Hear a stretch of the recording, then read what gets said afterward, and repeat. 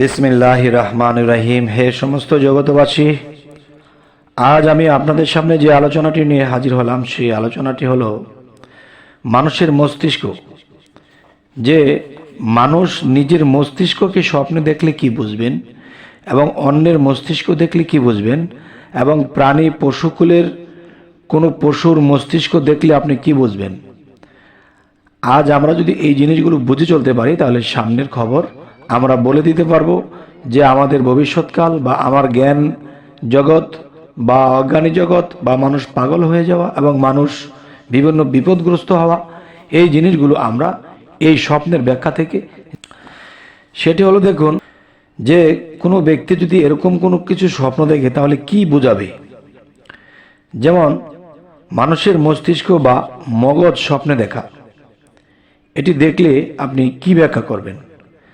তা তার জ্ঞানের প্রতি ইঙ্গিত করছে যে তার জ্ঞান বৃদ্ধি পাবে। আচ্ছা, এবার আসি, যদি কেউ তার মস্তিষ্ক বা মগজ খুব বড় দেখে তাহলে এই স্বপ্নের ব্যাখ্যাটি কি হবে? এই স্বপ্নের ব্যাখ্যাটি হবে তবে তার অধিক জ্ঞান বৃদ্ধির ইঙ্গিত করে। আচ্ছা, এবার আসি, যদি কেউ স্বপ্নে দেখে যে তার কোনো মগজ বা মস্তিষ্ক নেই, এমন কিছু স্বপ্ন সে দেখে, তবে তা তার মূর্খতা এবং স্বল্প বৃদ্ধির জ্ঞান বৃদ্ধির আলামত, যে তার জ্ঞান বৃদ্ধি পাবে না, বরঞ্চ জ্ঞান রহিত হয়ে যাবে। আচ্ছা, এখন যদি কেউ এমন স্বপ্ন দেখে যে তার জ্ঞান রহিত হবে, তখন আপনি কি করবেন?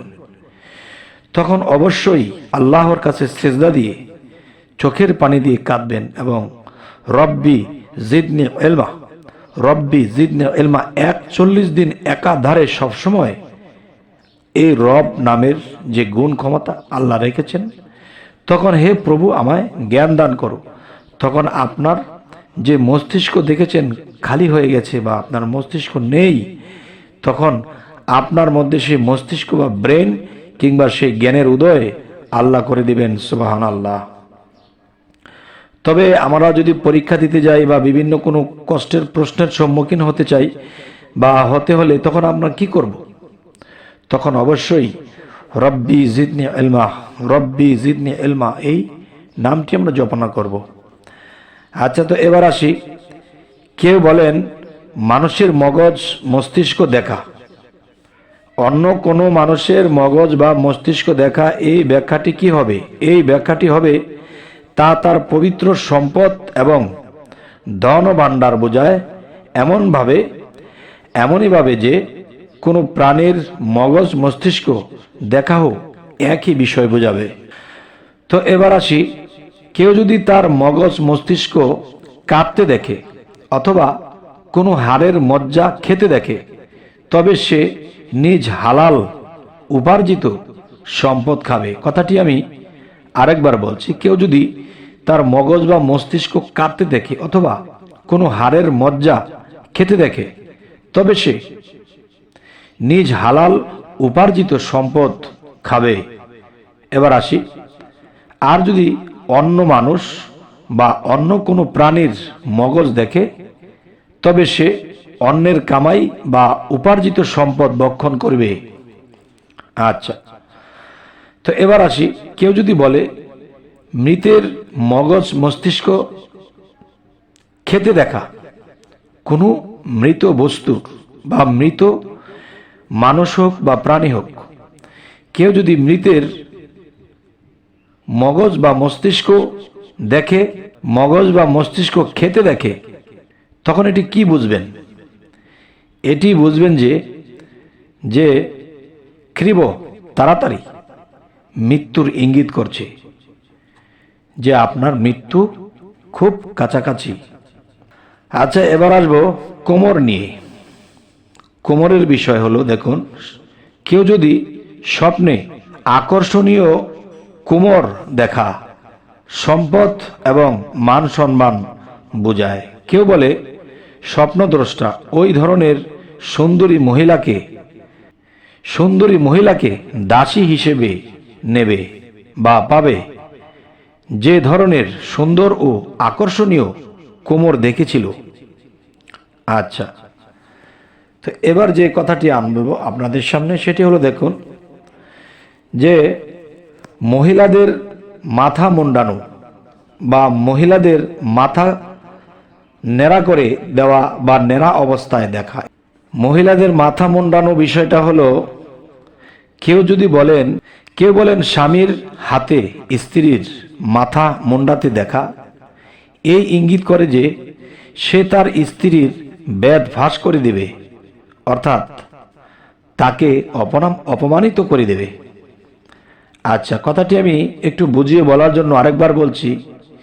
স্বামীর হাতে স্ত্রীর মাথা মুন্ডাতে বা মাথা নেড়া করতে দেখা, এ ইঙ্গিত করে যে সে তার স্ত্রীর বেদ ফাঁস করে দিবে, অর্থাৎ তাকে অপমানিত করবে।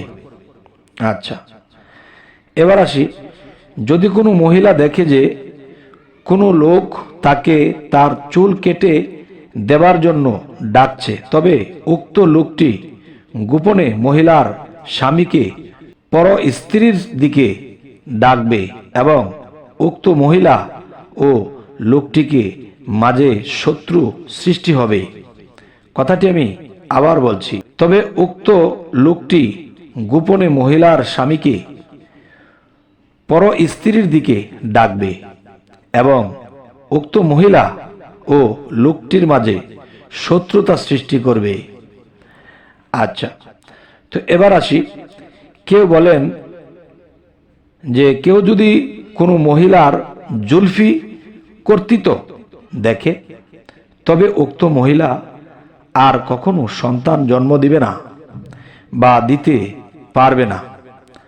আচ্ছা, এবার আসি, যদি কোনো মহিলা তার মাথা মণ্ডিত দেখে, তবে তার স্বামী তাকে তালাক দিবে অথবা মহিলা মারা যেতে পারে। আচ্ছা, তো এবার আসি, যদি কোনো ব্যক্তি স্বপ্নে দেখে যে তার স্বামী তার মাথা পবিত্র হেরেমের ভিতরে মুন্ডিয়ে দিয়েছে, তার মানে কোনো পবিত্র হেরেমের ভিতরে তার স্ত্রীর মাথা নেড়া করে দিয়েছে। মণ্ডিত জিনিসটা সবাই যদি না বুঝে, এই জন্য ভেঙে বলার জন্য এটি বলা হলো যে তার স্বামী যদি তার স্ত্রীর মাথা নেড়া করে দিতে দেখে অথবা পবিত্র হেরেমের মধ্যে চুল কেটে দিয়েছে, তবে উক্ত স্বপ্ন মহিলার ঋণ পরিশোধের বা মহিলার কাছে গচ্ছিত আমানত সঠিকভাবে আদায় করার ইঙ্গিত করে। আচ্ছা, তো এবার আসি, আর যদি পবিত্র হেরেমের বাইরে তার স্বামীকে তার মাথা মুন্ডাতে দেখে, তবে এই ইঙ্গিত করে যে তার বাসস্থানে স্বামী তাকে বন্দি করে রাখবে। তবে হে সমস্ত জগৎবাসী, আমরা এই পৃথিবীতে শুধু বেঁচে আছি, খেয়ে বেঁচে থাকা, টাকা পয়সা ইনকাম করে বাড়ি গাড়ি করা, এটাই কিন্তু আমাদের মূল লক্ষ্য নয়। তো আমাদের মূল লক্ষ্য হবে আল্লাহ কিন্তু স্বপ্নে আমাদের বাহ্যিক জগতে কি হবে, সামনে কি হবে, পিছনে মধ্যে কি, সমস্ত কিছু আল্লাহ স্বপ্নের মধ্যে জানিয়ে দিচ্ছে, ভবিষ্যৎবাণী, কিন্তু আমরা এগুলো জানতে বুঝতে চাই না, যার ফলে আমরা বিপদগ্রস্ত হই। তখন আল্লাহকে বলি, আল্লাহ তুমি দেখলে না, চাইলে না, আল্লাহ আমার এই বিপদ সে বিপদ। দেখেন, আল্লাহ আপনার দিকে ফিরেও কখনো চাবে না। কেননা ইসুফ আলাইসাল্লামকে পৃথিবীতে যখন স্বপ্নে বোঝার একটা মজেজা দিয়ে পাঠিয়েছেন, তাহলে অবশ্যই তিনি সেই শিক্ষা আমাদের মাঝে দিয়ে গেছেন। এখন কিন্তু আমরা সেই শিক্ষা নেই না, সেই কাজ করিনি, যার ফলে আমরা বিপদগ্রস্ত হই। এতে আল্লাহ কোনো দায়ী থাকবে না। যাই হোক, আমাদের চ্যানেলটি যদি ভালো লাগে অবশ্যই সাবস্ক্রাইব করে নেবেন, পরবর্তীতে যেন ভালো আলোচনা নিয়ে আপনাদের কাছে দিতে পারি। তো সকলে ভালো থাকবেন, আল্লাহ হাফিজ।